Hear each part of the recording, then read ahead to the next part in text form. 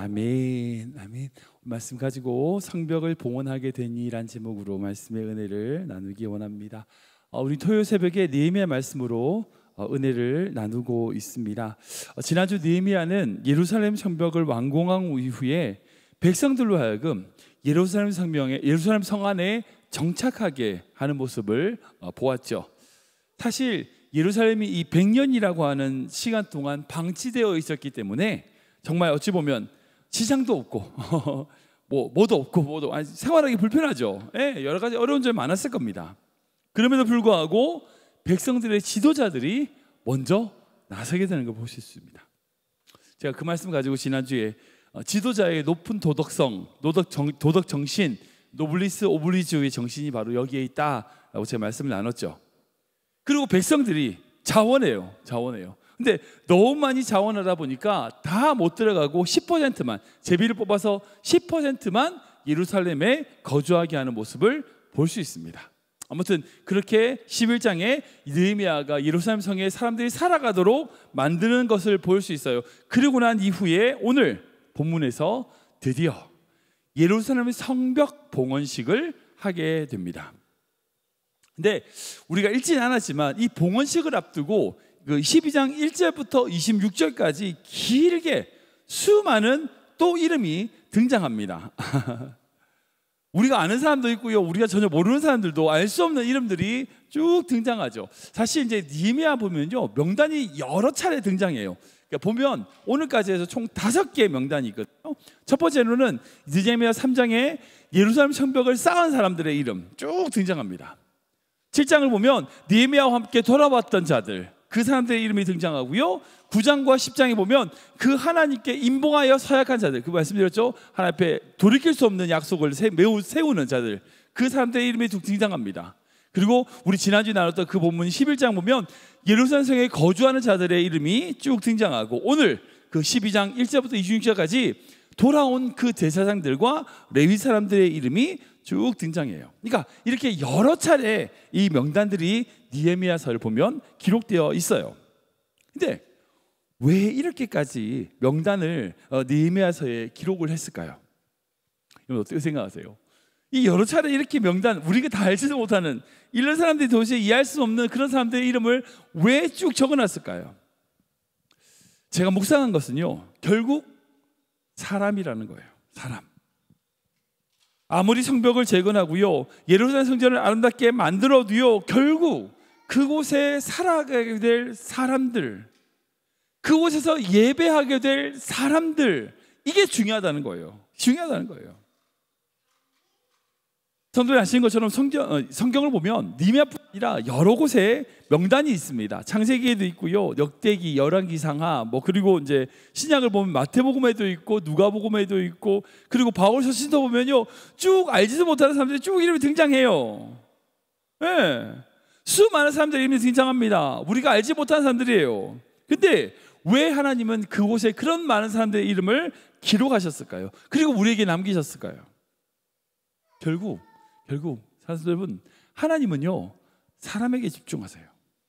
그 어떤 무엇보다도요, 사람에게 집중하신다는 거예요. 지금 이 시대에도요, 수많은 교회들이 있고요, 수많은 사역들이 전 세계에서 일어나고 있습니다. 그런데 그 모든 선교와 사역과 목회 현장은요, 결국 사람이에요. 사람. 하나님의 영광을 위하여 아무리 웅대하고 멋지고 웅장한 그런 위대한 역사를 이룬다 할지라도요, 그것을 함께할 사람이 없다면 그건 뭐가 의미가 있어요? 아무 의미 없죠. 아무 의미 없어요. 사실 이 부분은요, 저 스스로를 좀 되돌이켜보는 말씀, 도전을 주는 말씀이라 생각이 들어요. 목회자로서 하나님이 저를 좀 질책하시는 말씀이라 생각이 듭니다. 설교를 준비하면서 정말 제가 설교도 준비하고 여러 사역을 하고 교회 일을 하고 필요하죠. 필요한데 정작 한 영혼을 제가 잊는다면, 그들을 위해서 기도하지 않는다면 그게 무슨 사역의 의미가 있을까요? 사실 우리 수요일날 수요 중보기도 저희 교회에 있잖아요. 저희 오늘 안 오셨는데 중보기도 팀들이 우리 교회 성도들 위하여 쭉 이름을 두고 기도하고 있습니다. 지금 한 40명 정도 두고 기도하고 있는데, 제가 마음에 확실히 들었어요. 지금 그 명단은 저한테 기도 부탁하신 분들이거든요. 근데 그분들뿐 아니라 기도 부탁 안 하신 분들도 내가 이름을 다 채워넣어야 되겠다는 생각을 제가 오늘 말씀을 준비하면서 가졌습니다.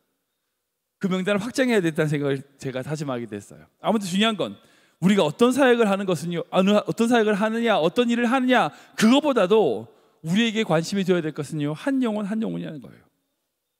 우리가 오늘 해야 될 수많은 일들보다, 정해진 사역보다 함께 웃고 함께 울며 한 사람 한 사람에게 마음을 두고 그 사람의 영혼을 주님의 마음으로 바라본다는 것, 여러분 그것이 바로 우리가 해야 될 중요한 핵심이라는 거예요. 특별히 느헤미야서의 오늘 본문의 12장에 등장하는 이 사람들의 명단은요, 바로 제사장과 레위인의 명단이에요. 근데 중요한 게 뭔지 아세요? 느헤미야와 함께 돌아왔던 제사장과 느헤미야가 아니에요. 레위인이 아니에요. 그러니까 느헤미야 이전에 스룹바벨 그리고 에스라와 함께 돌아왔던 1차, 2차 귀환을 했을 때의 그 레위인과 제사장의 명단까지 다 들어있어요. 다 들어있어요. 그리고 그 모든 명단을 기록한 이유가 뭐냐? 12절, 우리 27절 보면 알 수 있거든요. 같이 읽어보겠습니다. 시작. 예루살렘 성벽을 봉헌하게 되니 각 처에서 레위 사람들을 찾아 예루살렘으로 데려다가 감사하며 노래하며 재금을 치며 비파와 수금을 타며 즐거이 봉헌식을 행하려 하매. 아멘.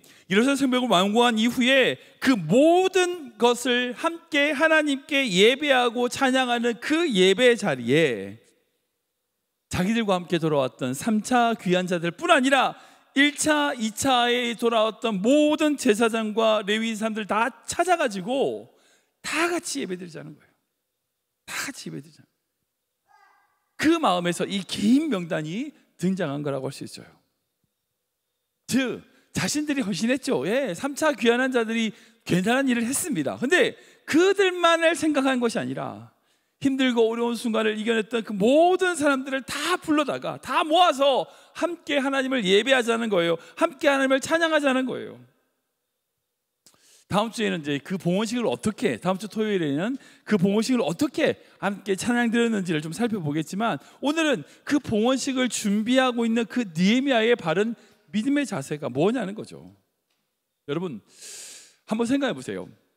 사실 예루살렘 성이 완공된 게 언제죠? 느헤미야가 그 완공한 게 언제입니까? 우리가 이제 성경을 기록을 보면 6장에 이미 느헤미야가 예루살렘 성을 다 완공했어요. 완성했습니다. 근데 봉헌식은 언제예요? 지금 12장이 하잖아요. 거의 끝날 때 한다고요. 이거 왜 이렇게 시차가 있을까요? 완공했으면 바로 봉헌식 해야 되는데 왜 완공한 이후에 약 6장이라고 한 시간이 지난 이후, 얼마나 시간이 오지만 정확히 알 수는 없지만 어쨌든 어느 정도의 시차가 지난 이후에 12장에 와서 봉헌식을 해요. 왜 그럴까요? 여기에 지금 중요한 의미가 있어요. 그 사이에 무슨 일이 있었습니까? 우리 8장을 보면 그 유명한 초막절에서 모든 백성들이 모여가지고 함께 하나님께 예배드리고 절기를 지키는 모습을 볼 수 있죠. 그때 하나님 말씀이 선포되자 모든 백성들이 막 눈물 흘리면서 우는 모습을 볼 수 있어요. 감격하는 모습. 그리고 9장에 그 백성들이 하나님 앞에 임봉하며 서약을 해요. 하나님을 위하여 정말 이방인과 결혼하지 않겠습니다. 11조를 드립니다. 헌신하겠습니다. 성전을 내버려두지 않겠습니다라고 임봉하는 모습을 볼 수 있어요. 그리고 11장에 예루살렘 성으로 들어와서 살아가는 사람들, 자원하여 그 예루살렘 성에서 살아가겠다. 지도자들도 그렇고요, 백성들이 다 예루살렘 성에 와서 살려고 그랬어요. 즉 외형적인 성벽만을 건축한 것이 아니라 실제적인 그런 영적인 재건 작업을 그동안 이루어진 거예요. 6장 이후로부터 12장까지 그 모든 과정은요, 영적 재건 작업인 거예요. 그리고 그 모든 재건 작업을 마친 이후에 느헤미야가 봉헌식을 올려드린 거죠.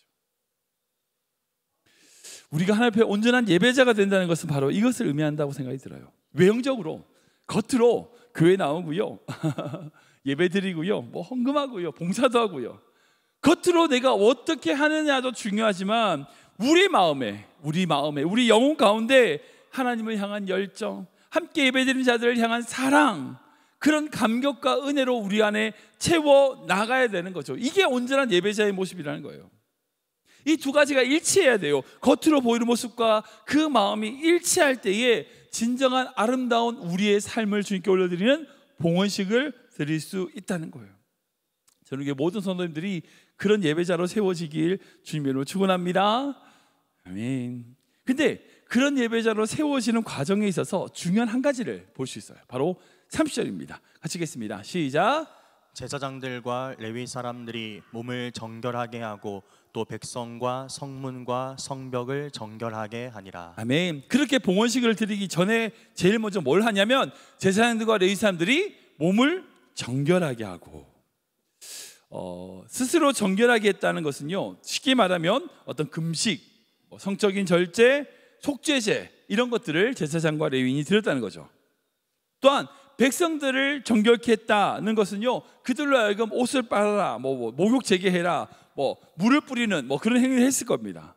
뿐만 아니라 성문과 성벽을 정결하겠다는 것은요, 우슬초나 어떤 그런 것을 통해서 어린 양의 피를 뿌리는 그런 방법으로 그 성벽을 정결하게 했을 겁니다. 즉 하나님의 축복과 은혜의 예배를 드리기 위하여 그 전에 뭘 했다고요? 우리 마음을 깨끗하게 하는, 주님 앞에 깨끗한 그릇이 되는 거예요. 여러분, 더러운 그릇에 아무리 좋은 음식을 담은들 뭐해요? 소용없잖아요. 우리가 하나님의 축복과 은혜를 받으려면 우리가 정결케 돼야 돼요. 우리가 깨끗해져야 돼요. 무엇보다도요, 우리가 가지고 있는 욕심들과 우리의 마음 것들을 내려놓아야 돼요. 그게 정결케 되는 거예요. 요즘 이제 흔히들 그렇잖아요. 신앙인들도 그래요. 많이 가지는 것, 많이 받는 것, 이걸 축복이라고 생각해요. 내가 하나님께 얼마나 많이 받았느냐, 여러분 그것에 초점 맞추면요 항상 우리는 부족해요. 더 받아야죠. 근데 진짜 축복은요, 내가 잃어버린다 할지라도 그 속에서도 감사하고 만족하는 거예요. 정결하다는 것은 다른 게 아니에요. 나의 가지고 있는 모든 그릇을 비워내는 거예요. 그게 정결이에요. 흔히들 얻는 것을 성공이라고 생각하고요, 잃는 것을 실패라고 생각하잖아요. 근데 그렇지 않아요. 진짜 성공은요, 우리가 비워지는 거예요. 그때 주님이 채우시는 거죠. 여러분, 예수님 승천하시고 난 다음에 남은 게 있었습니까? 아무것도 없었어요. 그에 비하면 우리는 얼마나 많이 가졌어요. 근데 부족하다 그래요. 더 달라 그래요. 여러분, 그래도 어찌 아세요? 계속 끊임없이 거지가 돼요.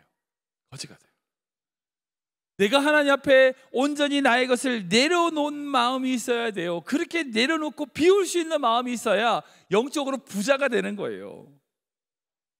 여러분, 우리 모든 성도님들이 주 앞에 정결하게 되는 성도 되시기 축원합니다. 여러분, 나 모든 것을 비워냄으로 말미암아 영적인 거지가 아니라 영적인 부자로서 하나님께 축복을 나눠주는 귀한 예배자로 세워지시길 주님으로 축원합니다. 아멘. 말씀 정리하겠습니다. 예루살렘 성, 그 하나님의 성을 회복하는 것은요 결코 쉬운 일이 아니죠. 단순하게 성벽을 세운다고 끝나는 게 아니잖아요. 외형적인 벽을 세우는 것에서 끝나는 것이 아니라 니베 12장까지 쭉 여러 가지 영적인 재건 작업을 하는 것을 볼 수 있습니다. 그 중에 한 가지가 뭐냐? 바로 정결케 되는 거예요. 정결케 되는 거예요. 이 정결이라는 것은 다른 게 아닙니다. 하나님 앞에 우리의 몸, 우리의 영혼, 우리의 마음, 우리의 욕심, 우리의 영욕을 내려놓는 거예요. 비우는 거예요. 예루살렘을 회복한 이후에 느헤미야는요, 자기와 함께 돌아왔던 자들 뿐 아니라 이전에 돌아왔던 제사장들과 레위인들까지 다 불러 모읍니다. 그리고 함께 주님을 위하여 봉헌식을 하게 돼요. 근데 그 봉헌식에 그렇게 자기의 자리를 내어놓는 것, 여러분, 그게 하나님의 뜻, 하나님의 마음이라는 거예요. 그게 바로 하나님이 원하시는 거룩한 성전이 되어져 가는 겁니다. 저는 우리 교회가 그런 교회 되기를 기도합니다. 그런 꿈이 있기를 소원합니다. 정말 우리의 마음을 온전히 비워내어보는 말미암아 하나님의 거룩한 영광과 임재와 은혜가 항상 가득 넘치는 영적인 부자인 교회 되기를 주님으로 축원합니다.